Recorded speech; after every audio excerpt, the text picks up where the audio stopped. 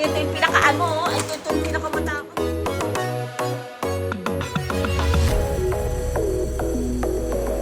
Good morning, guys. Gigising lang natin. Pang ilang days ko na ba ngayon? Dumating kami 29. Anong date na ba? Hindi ko alam kung anong date ngayon. Okay. 7. August 7 na ngayon. Ang bilis ng araw. Tuesday dito. Ang bilis ng oras. Mag-8 o'clock na. So, bago ako mag-start, guys, mag-ano muna ako sa inyo na please don't forget to like and share, and please hit the notification para ma-update kayo sa mga paparating ko pang mga videos, guys. Don't forget, please. Thank you. Paki-share po sa mga friend and families ninyo, and to all my friends in Hawaii too, and to my friends here in Philippines, sa mga kabatch ko, kung sino man ang kakapanood, please paki-share po sa mga friends nyo. And then guys, ayun, share ko lang sa inyo yung mga nagawa namin kahapon. Kahapon bali, ano ba yung ginawa ko kahapon? Kahapon nagpunta kami marami kami nagawa kahapon. Nagpunta ng school ng apo ko. Nagbayad para dun, kasi itong August na to ang pasukan. Sa 29, August 29 na yung pasukan. Actually, 29 birthday din ng apo kong panganay, na si Jay. Birthday niya yon. Sabi niya, oy, birthday ko, mag-birthday ako. Sabi niya, di magpapakain ako sa school. Sabi niya gano'n. Okay lang naman. So, yun. Tapos, ayun, laging umaga, umatak itong aking allergy. Yun naman ang talagang, kaya napapansin nyo tuwing mag-vlog ako, sumisingot ako. Hindi ko alam, wala namang pero parang barado yung dito ko sa ilong ko, sa allergy ko, dahil may mga aso nga kami dito. Hindi ko lang po pwedeng itapon ko yung mga alaga ko dahil mahal na mahal ko yung mga yan. Mahal na mahal ko, at mahal na mahal ang gastos ko yan sa mga yan. Talagang hindi ko alagaan yan. Yun ang routine ko sa umaga, pagising sa umaga,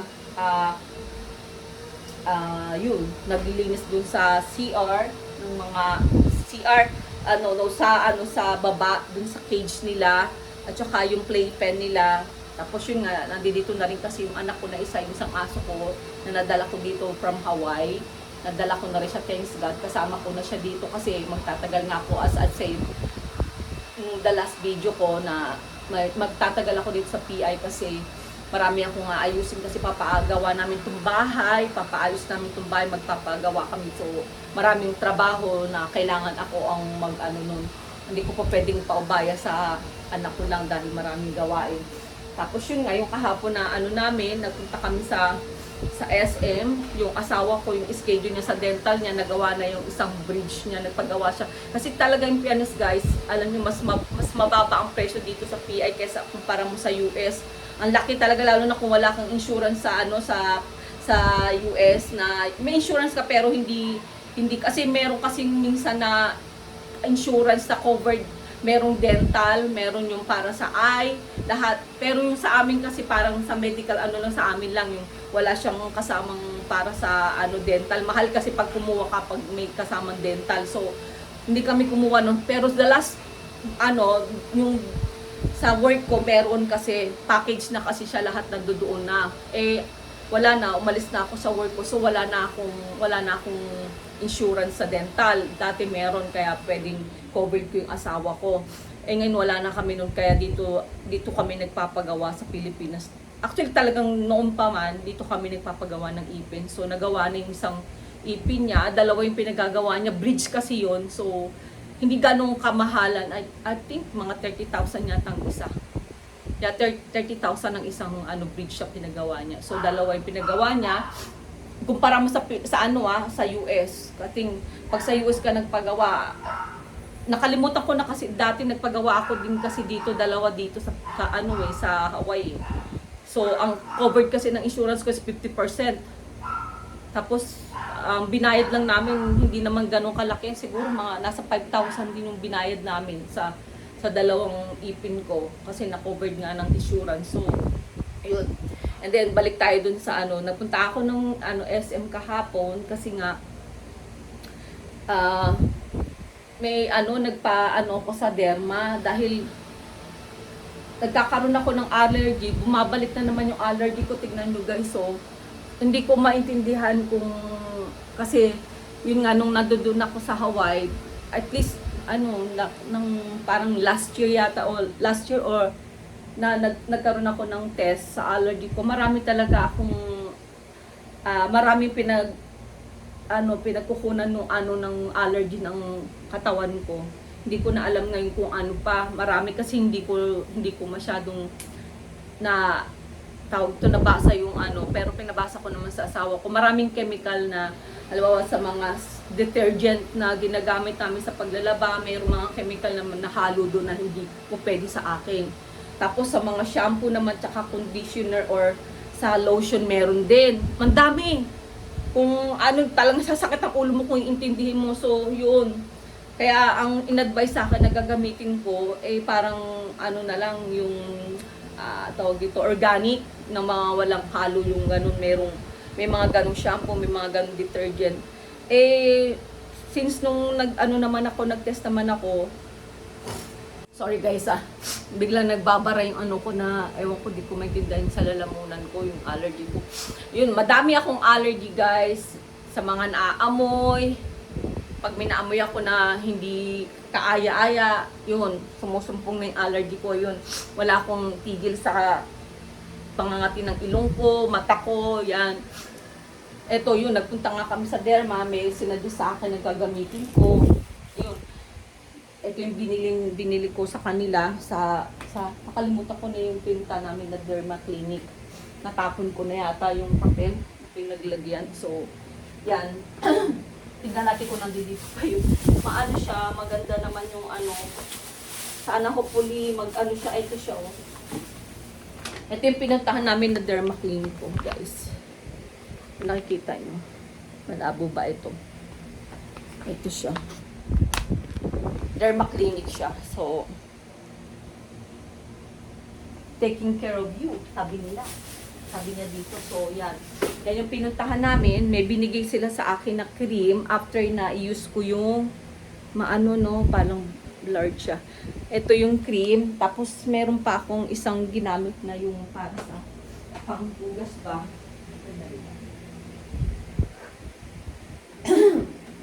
Share ko lang sa inyo guys. Tapos, ito yung parang cleanser niya. Wash cleanser niya to. Ito guys, yung isang set na siya kasama nito.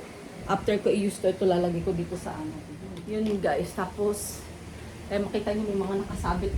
Wala, maraming dapat ayusin dito guys sa namin, sa bahay namin. Maliit lang to, lang kami townhouse lang yung bahay namin. Kaya, ipaparenovate namin. Pakita ko sa inyo yung mga namin. Ito, may CR dito, tapos may cabinet. Ito, patatanggal ko yan, papapalitan ko yan. Tapos, meron dito yung mga maleta pa namin, guys. Yan o, tignan nyo, ang gulo, diba? Wala kasing maayos na lalagyanan. Tapos yung sa likod, sira pa yung namin, tignan mo, hindi pa nakakabili. Hindi na kasi ako bumibili ng kortina. Marami kaming kortina, so, parang hindi na rin namin kakailanganin kasi iba yung plan namin dito sa bahay na bibilihin na papagawa namin dito sa iba. May iba siya kasi meron nga akong i-hire na na architect para gumawa ng plano kasi kailangan din ng ng blueprint para i-submit sa sa City Hall para makakuha kami ng building permit bago kami magpagawa kasi ang plan namin hanggang 4th floor. Yung sa 4th floor yun yung yung parang laruan ng mga namin mga babies namin para kahit hindi sila nakakalabas, makakapag-play sila sa itaas sa rooftop. Yun bali magkakaroon kami ng sarili namin yung isang yung sa 3rd floor, yun yung sa amin ng asawa ko. Meron kaming at saka yung anak ko din, may kwarto, dalawang kwarto yung papagawa. Tapos meron ding sa itaas, meron ding kusina. Ayun, hopefully guys, lahat ng plan maayos, matapos siya bago ako bumalik ng Pilipinas. Ay, parang bago bumalik ng Hawaii. Yun. Tapos yun na may mga gawain na naman kami ngayon. Actually yung gawain namin every morning pagising ko, Sa baba maglilinis, vacuum. Nagba-vacuum kami, hindi kami nagwawalis lang. Kasi pag walis, lalo na kasi, kaya ako bumili ng vacuum kasi may mga alaga nga kami, yung mga ba nila, yung mga balahibo nila, at least nahihigop ba ng vacuum. Mas madali maglinis pag vacuum. Yan, tapos magmamap sa umaga, tapos lilinisin yung dun sa kusina, yung mga nila, yung kanilang cage, yung kanilang playpen. Yan guys, baba tayo. Yan guys, ito, samaw kayo sa kusina namin. Yan ang mga babies, oh. Tignan nyo sila. Ayan. Ayan ang mga babies ko, oh. Oh, makukulit, oh. Ito, makukulit, maliligo yan mga yan. Yan, every morning nililinis namin to. Tinatanggal namin. May wiwipad sila sa ilalim. Yan ang ginagawa namin. Ayan ang routine namin sa umaga. Maglinis. Ito muna. Magaling muna natin ang kanilang mga kainan. Ito, mapalitan.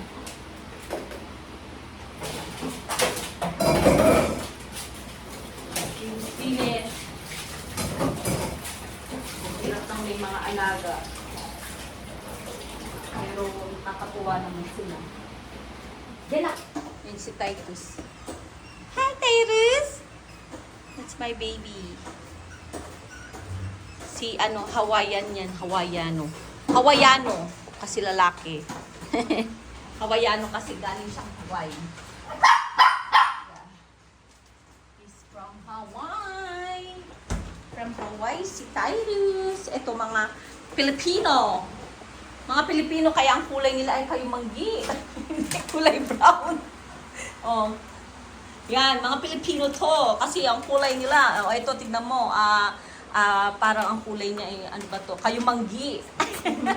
Kayumanggi ka ba, baby? Oh, diba? Ang cute ng mga babies ko. Oh, ayan pa, oh. Ito pa, ito yung ito yung pinakamatakaw, oh. Matakaw yung maliit. Ito patakot tong baboy ko na to. Ito si Sachi. Ay, Sagi. Ah, saan ba si Sagi? Ay, ito. Ayun si Sachi yung malaki. Ito si Sagi yung makulit. Ito. Ayun. Oh. Yung niya, na-damage yung mata niya. Inis ako kasi nag-away yata to. Yun, nagkaroon ng diferensya yung niya, parang may katarata siya. Tulo ko yung aking assistant. Anak ko, assistant. Ano rin yung gagawin ko yan? Linis tayo. Kasi yung kanilang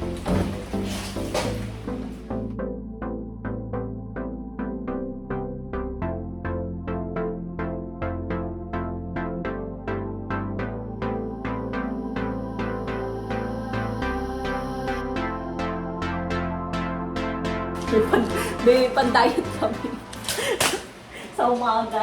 Actually, ito guys, ininom ko pa to sa Hawaii, yung anak ko sa akin, si Mego. Ito ininom namin. Effective siya guys, alam nyo ba kung ilang pounds na nawala sa akin? Marami ako ininom, pero nung ininom ko to, ayan, hindi to sponsor, pero kung sino man yung in-order na namin to, pwede rin kayo magpadala. Hindi, joke lang. Effective siya guys. Tignan nyo Kung may makakapanood dito, try nyo to. Guarantee. Alam nyo kung ilang pounds yung nawala sa akin.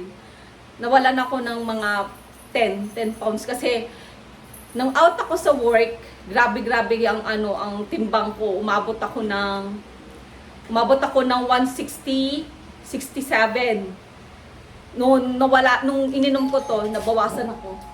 Nabawasan ako ng 10 pounds. Doorbell pag kami nagdo-doorbell, ang mga junakes ko dito, may ingay.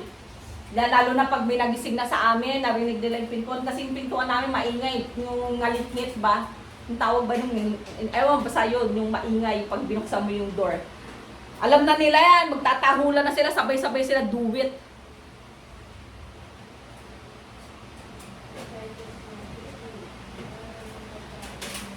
Yun guys, eto. Pag tinake nyo siya, good for 1 month to First na take nyo sa kanya, one capsule for 2 days. For 2 days, 1 capsule. Anak ko, 1 capsule, pinapainom ko rin itong anak ko kasi lumaki na, lumubo na. Lumulobo. Ito na anak, huwag malamig. Ano, ang gagamitin nyo sa kanya, huwag yung malamig na tubig. Pwede din warm water or yung galing talaga sa ano, kasi yung mineral na water, ganito. Pa-deliver kami every morning kasi marami kami. So, yan. Grabe, pagka nag-take ka nito, sobrang pawis mo. Talagang pawis na pawis ka talaga. Okay, dora na kami. Ang gagawin namin, imumove namin to. Tignan nyo guys, gagawin namin ha. Kasi madami sila. Mami, dapat na ito na sila. Lalagay mo na. Isarado natin to. Ilalagay namin sa lalagay. Sarado natin to. Kasi lalabasan ko mga to. Hi ka, hi vlog. Hi vlog. Ay! Teka. Yan lang.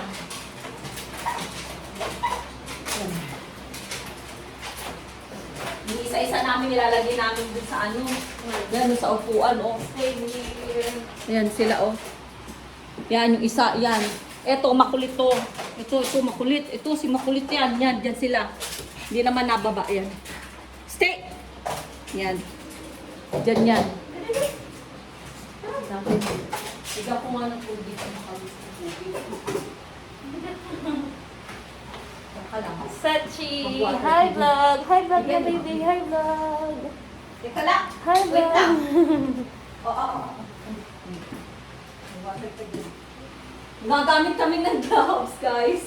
Kasi yung mga iwiwi nila, may gaga dito, oh. May gaga. O, tingnan mo, oh. Tingnan mo sila, oh. Mga ano, oh. May gloves pa, eh, no?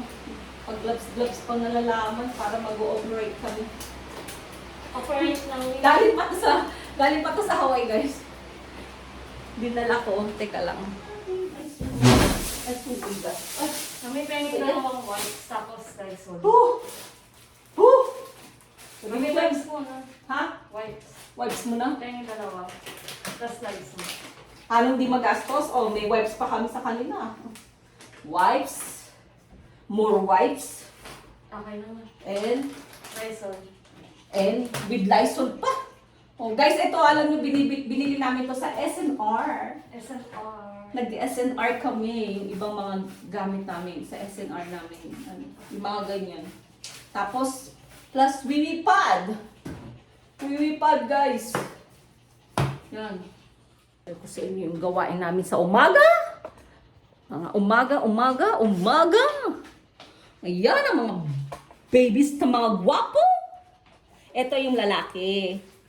Nakakalimutan ko yung mga pangalan nila. Yung lalaki, si Shadow.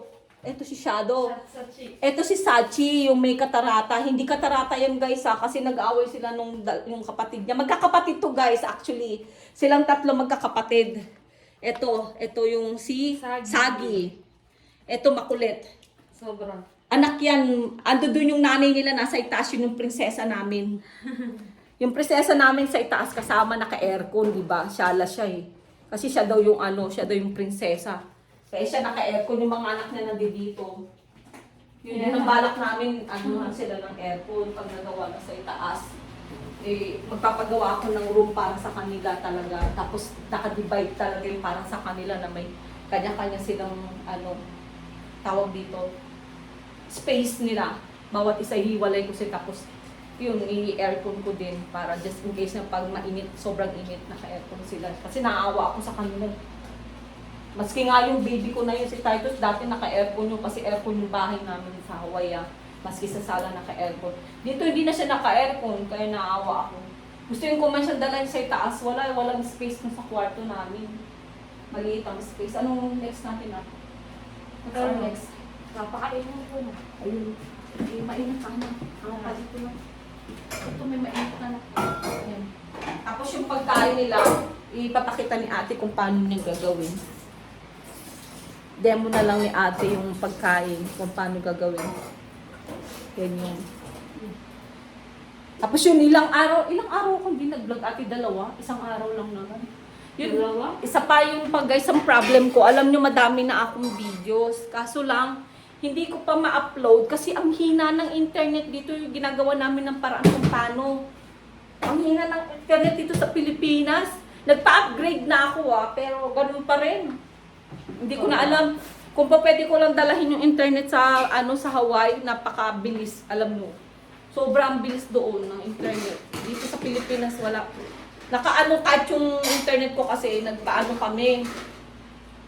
Parang nagpalagay kami ng na magamit namin dito yung yung 5G dito para sa sa text ba ganun. Tsaka may internet talaga. Kaso lang siguro yung reception nga talaga mahina kasi dito. Hindi rin siya nakakatulong, guys.